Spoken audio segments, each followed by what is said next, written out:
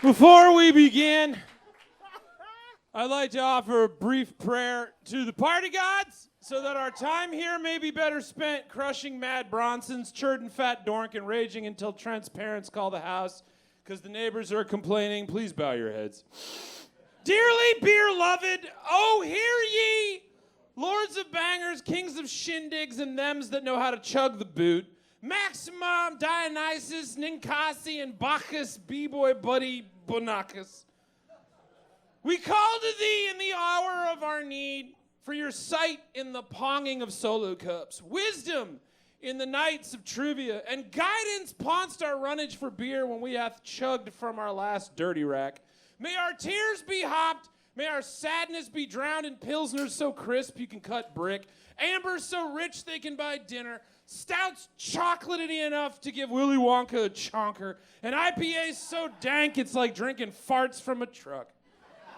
In the name of the Suds, Foam, and the Holy Head, we pray, and Wade Boggs, Dave Boone, Andre the Giant, we trust, chug-a-lug, and also with you, A. Hams.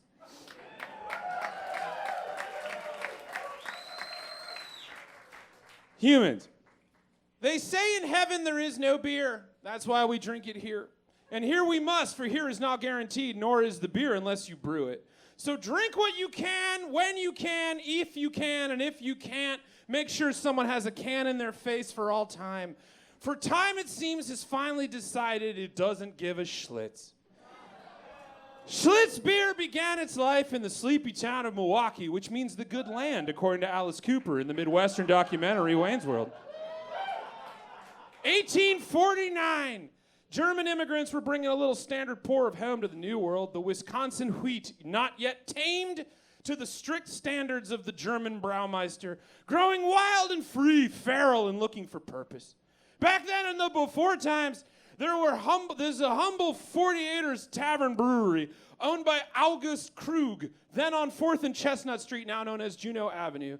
His father, Georg Anton Krug, arrived in 1850 after braving heroic sailage on the Helena Sloman, Germany's first steamship in the transatlantic route, not without peril, for it sunk in November of 1850. 9 were lost in a brewing pump, but most were saved, including $800 in gold, which Georg invested into his son's tavern brewery, which included hiring new employees, one of which was a bookkeeper by the name of Joseph Schlitz. Krug's brews were famous, competing with the premier tavern brewers of the day like Valentin Blatz, but in 1856, August was injured when he fell down a hatchway and he died a few days later. His brewing legacy passed to his wife, who married the bookkeeper Joseph Schlitz, who renamed the brewery after himself. Now,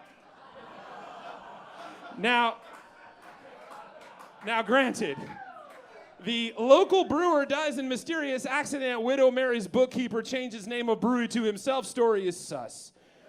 But from what I have gleaned, whilst brewing this story this morning, ponst hearing the news, everyone was cool. It was an accident. And widows married bookkeepers was apparently common in the wild world of Bavarian brewership in 1850s Wisconsin.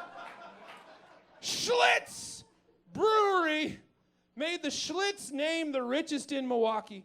Joseph Schlitz maintaining the tradition of the German Ganshaus, where the head brewer and the apprentices all live together like an artist co-op for beer makers. Not a frat, but a fart house, for the Bavarian butt gust is as mighty as the songs of the Alphorn. The Joseph Schlitz Company brewed a mass expansion into Chicago after the Great Chicago Fire of 1871, the legend being that he shipped thousands of barrels for free to the scorched citizens of the Garden City, now the Second City. But it was a legend, because that was actually a really good marketing myth that they made up so they could expand into Chicago. But it doesn't mean it didn't help. Beer always helps. It's one of the only holy helper juices next to apple, orange, grape, and High C Ecto Cooler. Yes. I know that beer is not technically a juice, but if you're calling it almond milk, then I can call beer a helper juice. Be cool, guys. We're in mourning. Schlitz was really able to make Milwaukee famous because they heavily invested in tide houses in Chicago in the late 1880s. In Chicago in 1884, the saloon license fees were getting stupid, so the city could squeeze out the dive bars. Clearly it didn't work. Fuck you, that's the Chicago way. At the time, though, it was a kick in the hoppy dick. Tide houses, those are ornate buildings turned into taverns that were owned and tied to a particular brewery, serving only their brews with residential housing above it. How European. Though Pabst, Miller, and Blatz all kind of did this, Schlitz was the best and biggest at it. You can still see the Schlitz mark left behind in one of the 41 surviving tide houses of yore, still in the concrete, like Schuba's on Southport and Belmont. One of the last surviving of the Schlitz tide houses. After service ceremonial beers will be there once the door guy lets us in because some mustachioed, behoodied indie band is playing. Schlitz beer also introduced scientific wonders to the sphere of beer. The first pure culture yeast, a refrigerated freight line. And in 1912, it figured out how to keep the beer from skunking by popularizing the brown bottle method of keeping the sensitive, innocent newborn brews from the sun's harmful rays by bottling them in brown bottles. When it came to beer at the time, it was indeed the Schlitz. But the waters of brewing fizzy gold is choppy and rough. Yet still Schlitz sailed on! 1902, Schlitz outbrews Pabst with 1 million barrels, becoming the largest brewery in the U.S. 1919, Prohibition on the horizon. Schlitz starts making milk chocolate, but that sucked, and they stopped in 1928. Then beer was back on. And by the 1950s, Schlitz was one of the largest breweries in the U.S., declaring in its prophetic slogan, when you're out of Schlitz, you're out of beer. After a 76-day workers' strike in 1953, Schlitz briefly lost popularity to Anheuser-Busch and remained the #2 brewery until 1976, when they changed their formula, now colloquially known as the Schlitz mistake. Sold in 1982 to Stroff Brewery, then to Pabst in 1999, where it found a home, resting after a long voyage like Georg Anton Krug had done when first he came to America, after almost fucking dying at sea, to help his son establish the brewery 149 years ago. Now, like all things must, after 177 years and so many dumpster pukes later, it was announced that on May 23rd, 2026, the last ever batch of Schlitz will and has been brewed by the Wisconsin Brewing Company at its facility in Madison. Alcohol sales are at a 37-year low.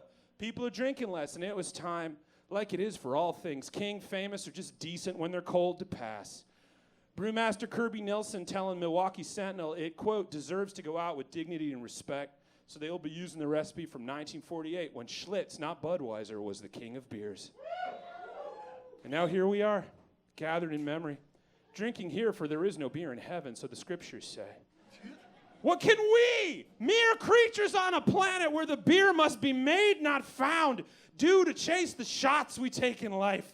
What will we look to on the menu on the wall of the 4 a.m. bar we stumbled into at the last minute for one last one to keep the party going, the vibe alive? What shalt we wet our whistles with at a karaoke bar in buckets? For we must carry on. We must move forward. It's our mission and our honor to keep it going. For we must prove the prophecy false. When you're out of Schlitz, you're out of beer. For beer is still here. We're still here. We must walk on. We must chug in reverence, for if we were not intended to drink beer, then beer we should never have been. So do as ye were intended to, humans, and brew. Brew like the wind. Brew harder than you have in your life. Brew for the future. Brew for the past. Brew for yourself. Prost! Prost, we say! Prost so fucking hard the cosmos might hear. Tremble, ye gods! For a golden warrior, rent from our hearts, has come to thee, bottled in armor,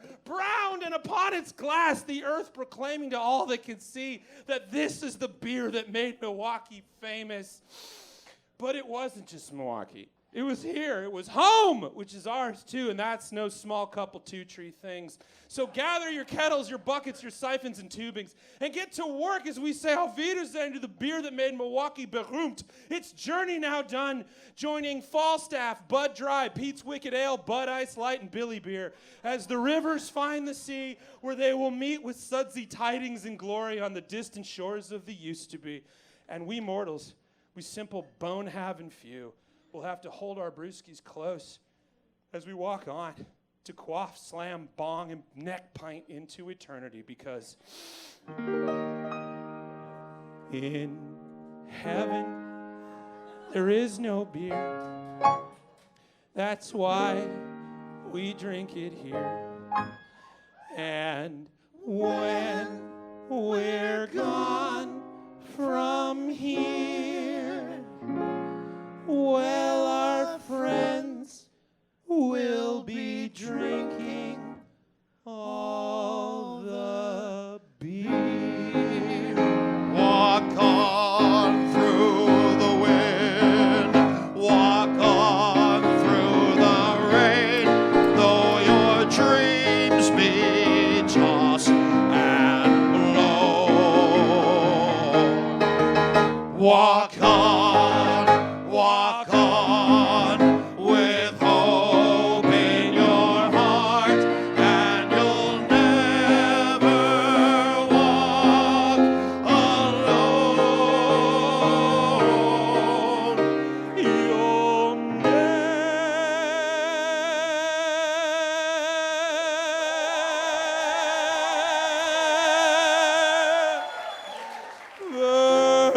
walk alone.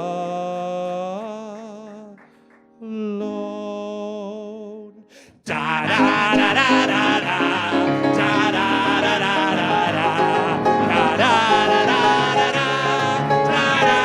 da da da. I love you. Good night.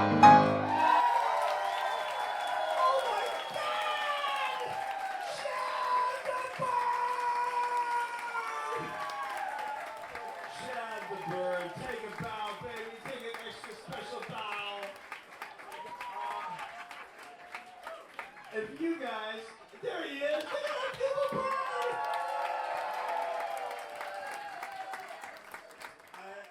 Nailed it.